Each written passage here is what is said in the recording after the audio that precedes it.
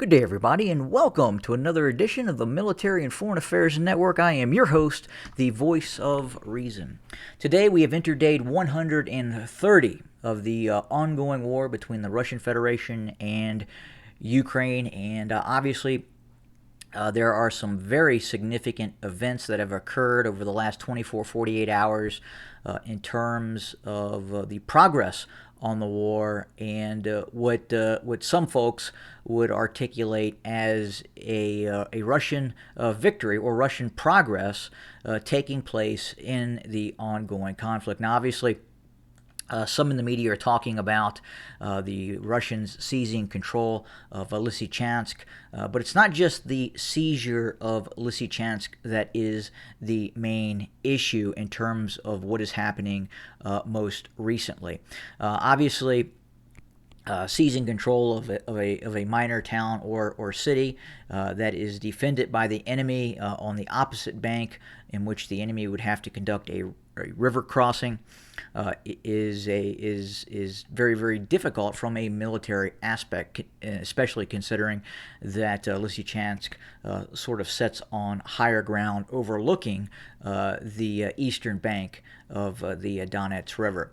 But more importantly, for Russian forces, it's the fact that they have successfully crossed the Donets River at multiple points. And what I'll do is we'll look at the map and you'll see exactly what I'm talking about. So for a fairly long period of time, the Russians were having fairly significant challenges in crossing the Donets River effectively.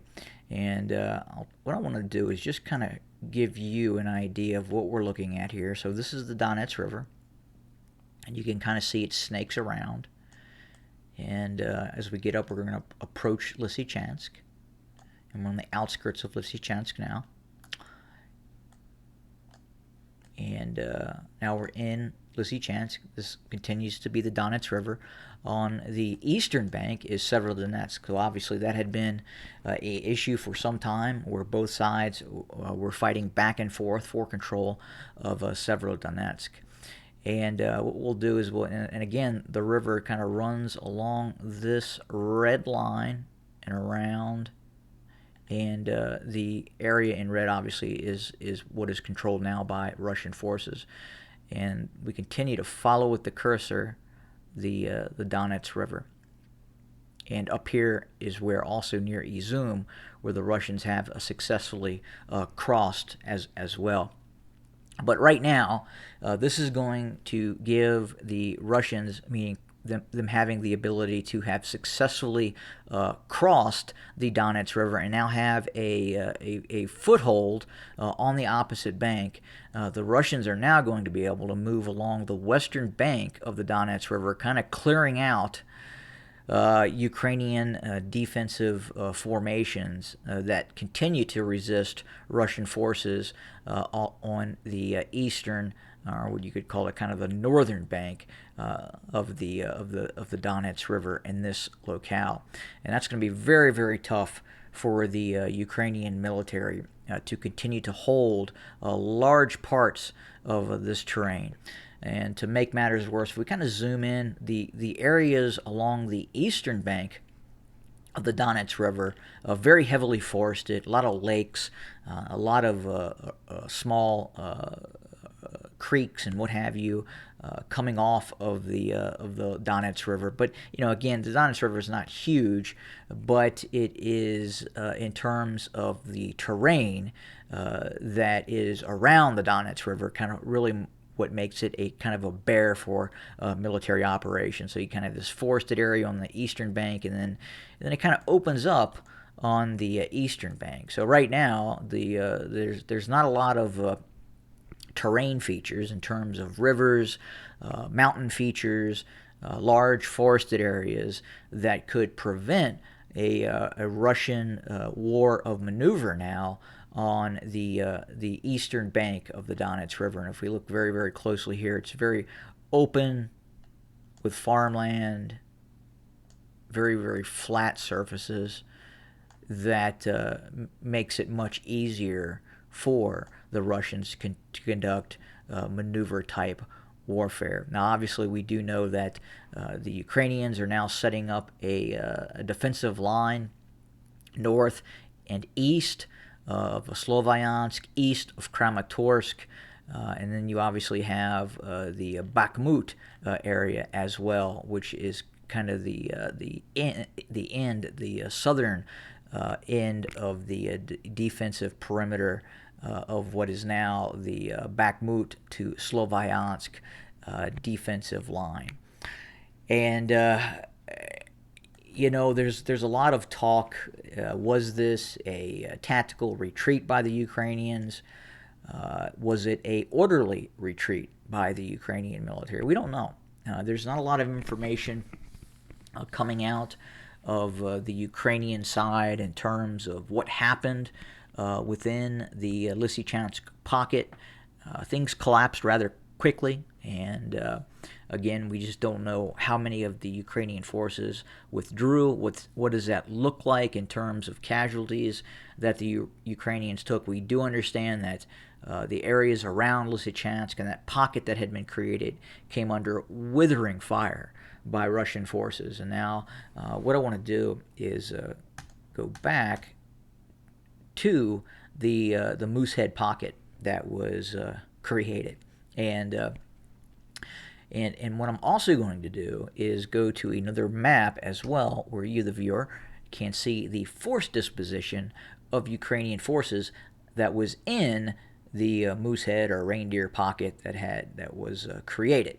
And we're going to jump over and let's just see if that worked. Yep, it worked, and now we're in there. So you can see, again, the force dispositions that were present of Ukrainian forces. Now look, this may not be completely accurate, but it gives you a fairly good idea that there were 2 territorial defense brigades.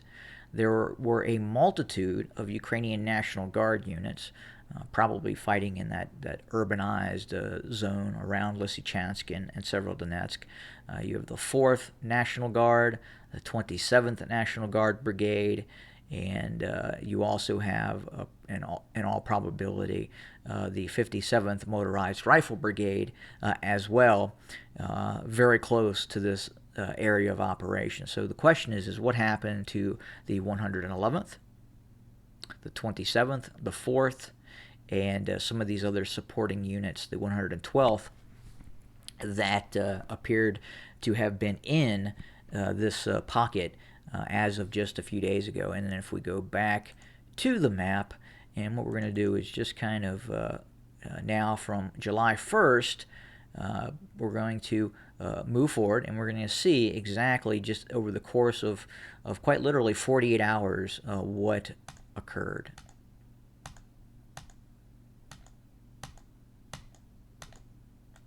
And there we are.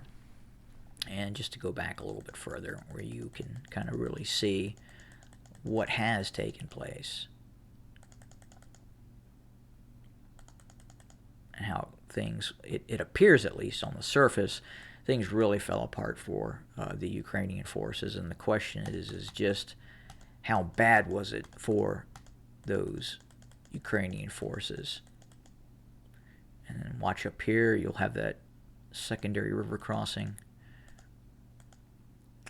and then finally the collapse of the pocket. So again, precarious situation if you are the Ukrainian forces now. Now the question is what happens next? Do we see a further quickening of the operation, where Russian forces quickly drive up to the main Sloviansk to Bakhmut arterial route? Again, very, very difficult to say.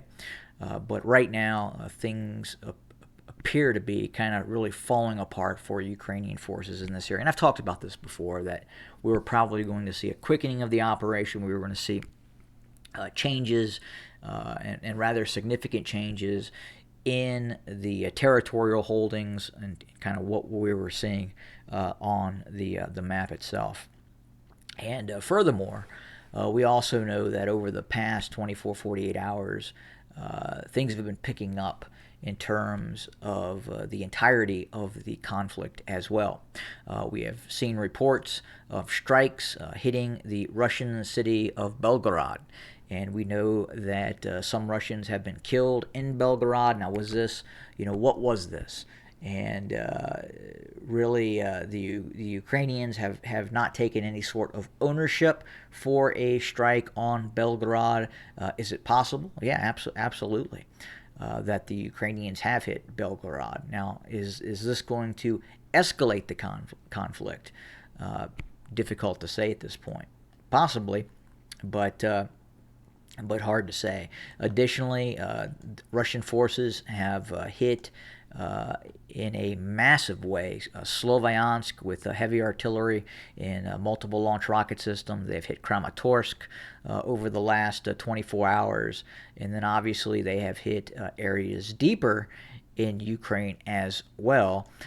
We do know that Mykolaiv has come under heavy cruise missile attack and long-range multiple launch rocket system attack as well.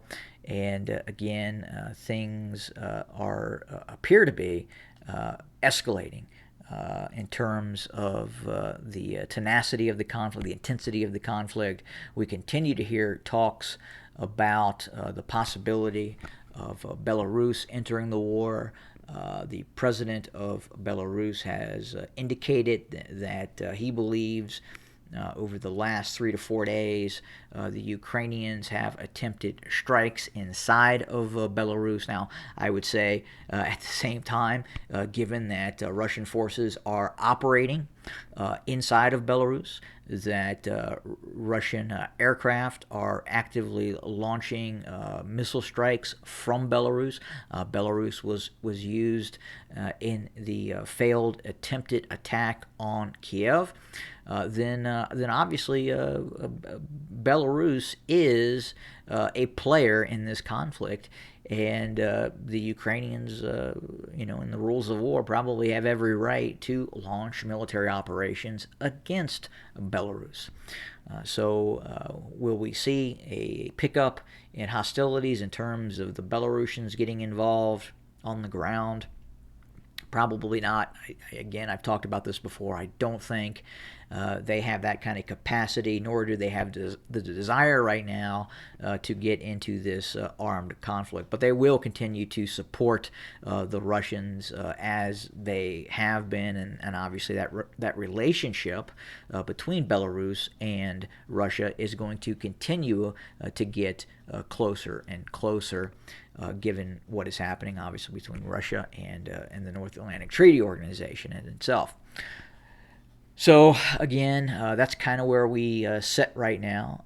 We're watching things very, very closely in the collapse of the Lysychansk pocket, and due to the Russians then take exploitive operations in terms of the collapse, and again, we just don't know what kind of casualties have been incurred by the Ukrainians, but it would not surprise me, again, if the tempo starts to increase in terms of Russian, large-scale Russian maneuver operations directed towards Sloviansk.